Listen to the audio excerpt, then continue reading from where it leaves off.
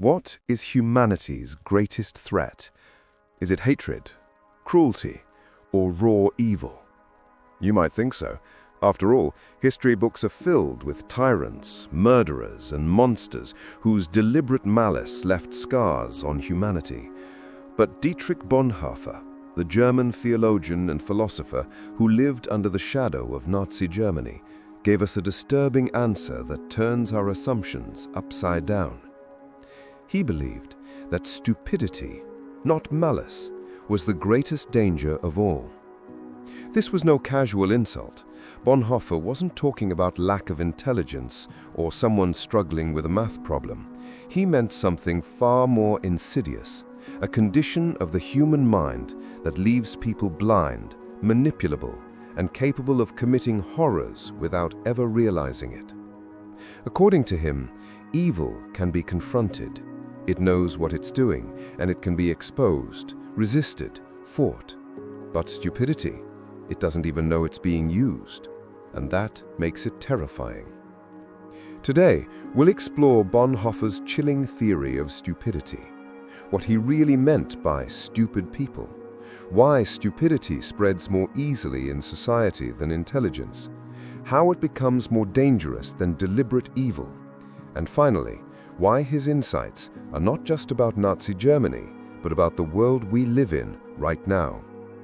This is the terrifying truth about stupidity that you were never meant to hear. To understand the weight of Bonhoeffer's insight, we have to understand his life. Dietrich Bonhoeffer wasn't a detached academic. He wasn't sitting in an ivory tower writing abstract theories. He lived during one of history's darkest times, when Hitler rose to power and Nazi Germany descended into totalitarian madness. Bonhoeffer was a pastor, a theologian, and eventually a member of the German resistance. He spoke out against Hitler when most of the church stayed silent. He helped Jews escape persecution, even though it put his own life at risk. He participated in conspiracies against the Nazi regime, knowing full well what the consequences would be. And eventually, those consequences caught up with him in 1945, just weeks before the end of the war. Bonhoeffer was executed in a concentration camp. He died not just as a thinker, but as a man who lived and died for the truths he believed in. It was in this environment of propaganda, manipulation, and mass complicity that Bonhoeffer noticed something chilling. The greatest threat to freedom and morality wasn't the handful of truly evil leaders. It was the millions of ordinary people who followed them, justified them, and surrendered their conscience without ever realizing it. This wasn't evil genius at work. It was stupidity. Now, when we hear the word stupidity, we think of low intelligence, ignorance, or incompetence. But Bonhoeffer's theory is far more profound. He argued that stupidity is not a lack of knowledge. In fact, a person can be highly educated and still be stupid in this sense. Stupidity, for Bonhoeffer, is a moral and social condition. It is what happens when people stop thinking for themselves, when they surrender their judgment, their conscience, and their independence to the collective voice of the crowd, the media, or authority. A stupid person, in Bonhoeffer's view, isn't one who can't think, but one who won't think. They accept slogans instead of arguments. They parrot catchphrases instead of forming opinions. They follow the group instead of listening to their conscience. And once captured by this condition, they become impervious to reason. You can't argue with them because they no longer respond to logic. You can't appeal to morality because their moral compass has been outsourced to someone else. Bonhoeffer observed this all around him in Nazi Germany. Ordinary people, neighbors, shopkeepers, even churchgoers suddenly became mouthpieces of the regime. They weren't all sadists or fanatics. They were simply swept up into a collective stupor. This is what terrified Bonhoeffer. Stupidity was not an individual defect. It was a social disease. It spreads not through malice, but through conformity. And in his eyes, that made it more dangerous than evil itself. Bonhoeffer's boldest claim was this: stupidity is more dangerous than evil. At first glance, this seems absurd. How can passivity, ignorance, or incompetence be worse than active cruelty? Evil, after all, deliberately seeks harm. Stupidity just doesn't know any better. But here's the problem. Evil can be recognized. Evil can be named, exposed, fought against. But stupidity, it hides behind innocence. It doesn't know it's being manipulated. In fact, it believes it's doing the right thing. That's what makes it terrifying. A truly evil person might knowingly lie, but a stupid person will repeat that lie with absolute conviction, believing it's truth. And because they believe it, they spread it further with more power than the original liar ever could. Bonhoeffer saw this all around him in Nazi Germany.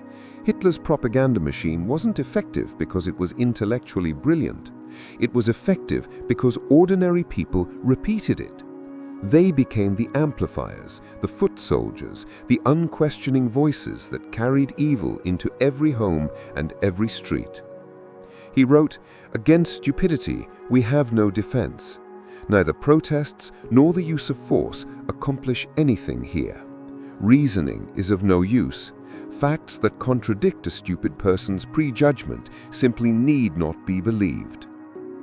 Think about that. You cannot reason with stupidity. If someone refuses to think critically, no argument, no evidence, no truth can reach them. This is why Bonhoeffer believed stupidity is more dangerous than malice. Evil has boundaries. Its perpetrators know what they're doing, and they can be restrained. But stupidity, it's a wildfire. It spreads unchecked, carried by people who don't even realize they are the carriers. Here's the unsettling part. Stupidity, in Bonhoeffer's sense, is not simply an individual flaw, it is a social phenomenon. He noticed that when people are isolated, when they think alone, they are often capable of rational judgment. But once they are absorbed into a group, whether a political party, a national movement, or even a church congregation, something changes. The larger the crowd, the less individuals think. They stop questioning. They outsource their responsibility. They adopt the group's slogans as if they were their own. Bonhoeffer argued that stupidity grows most aggressively in environments where people are robbed of independence, where propaganda, peer pressure, and fear of standing out combine. In those conditions, even intelligent individuals collapse into stupidity. This is why he didn't see stupidity as a problem of IQ. It wasn't about smart versus dumb. It was about free individuals versus absorbed individuals. A highly educated professor could be just as stupid as a factory worker if he surrendered his conscience to the collective. And perhaps most chillingly, stupidity is contagious. Once a group decides on a slogan or a truth, it spreads with ease. People repeat it because it feels safe, because it signals belonging, because it relieves them of the burden of thinking. And soon, reason itself is drowned in a sea of repetition. This is why entire nations can slip into collective madness, not because millions of people suddenly became evil, but because millions of people stopped thinking. It's easy to treat Bonhoeffer's insights as relics of Nazi Germany, but to do that would be a mistake. His theory of stupidity is alive and well today, perhaps more alive than ever. Think about our world. Social media thrives on outrage, not reflection. Algorithms feed us what we already agree with. Memes and slogans replace reasoned debate, and echo chambers reward us for conformity, not for independent thought. Doesn't that sound eerily familiar? Consider how quickly misinformation spreads online. A fabricated story can travel the globe in minutes, shared not by masterminds, but by ordinary people who believe it, repeat it, and pass it along. By the time truth catches up, the damage is done. Well, think about political campaigns. Rarely do they rely on nuanced argument. Instead, they weaponize slogans like "build the wall," "yes we can," "take back control." Regardless of your political leaning, these phrases show the same mechanism: complex issues boiled down into emotional triggers that bypass thought. Bonhoeffer would recognize this immediately. He would see the same patterns that once enabled totalitarian regimes, the surrender of independent judgment to the collective voice. And the danger is the same. Stupidity empowers evil. Without the masses repeating, amplifying, and defending, lies would collapse. Without stupidity, propaganda has no soil in which to grow. If stupidity is such a powerful force, the question becomes, what can we do about it? Bonhoeffer was brutally honest. There is no easy defense against stupidity. Argument doesn't work. Facts bounce off. Lecturing only hardens the walls. But he didn't leave us without hope. For him, the only cure was not intellectual, but moral and spiritual.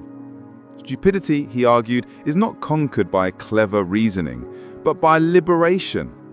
A person must regain their independence, their conscience, their courage to think for themselves, even if it means standing apart from the crowd. That's why Bonhoeffer placed so much weight on responsibility. Each individual has a duty not to surrender their mind. Each of us must resist the temptation to trade thinking for comfort or truth for belonging. This is hard. It requires courage. It requires loneliness. It requires, as Bonhoeffer himself lived, being willing to oppose the tide even when it cost you everything. But the alternative is far worse. Because if stupidity goes unchallenged, it doesn't just empower evil, it becomes evil in practice. Bonhoeffer's own life is proof of this responsibility. He didn't just write about it. He resisted, he conspired, he acted, and in the end he paid with his life. His courage reminds us that resistance isn't theoretical, it's lived. Bonhoeffer's theory of stupidity isn't just a political observation, it cuts to the heart of philosophy.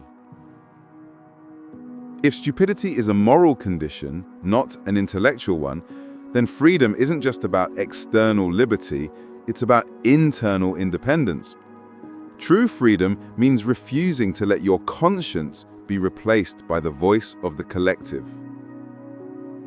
This has huge implications for morality. We often judge people harshly. How could they have gone along with it? How could they have believed such lies? How could they have committed such atrocities? Bonhoeffer's theory offers an unsettling answer. Because they weren't thinking for themselves. They had surrendered.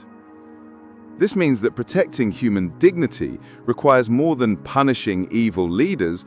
It requires cultivating independent, responsible individuals who refuse to be swept up in stupidity. And this raises uncomfortable questions for us today. Are we truly thinking for ourselves, or are we just repeating what our group believes? Are we guided by conscience or by slogans? Do we have the courage to resist stupidity, even when it costs us belonging? Bonhoeffer forces us to see that stupidity is not just out there in others. It lurks within us whenever we take the easy road of conformity. Dietrich Bonhoeffer's life ended tragically, executed by the very stupidity he warned about. Yet his insights live on, more relevant than ever. His terrifying theory of stupidity shows us that the gravest danger isn't the rare evil genius plotting in the shadows. It's the ordinary crowd that stops thinking, stops questioning, and willingly becomes the instrument of that evil. This is not a comfortable truth.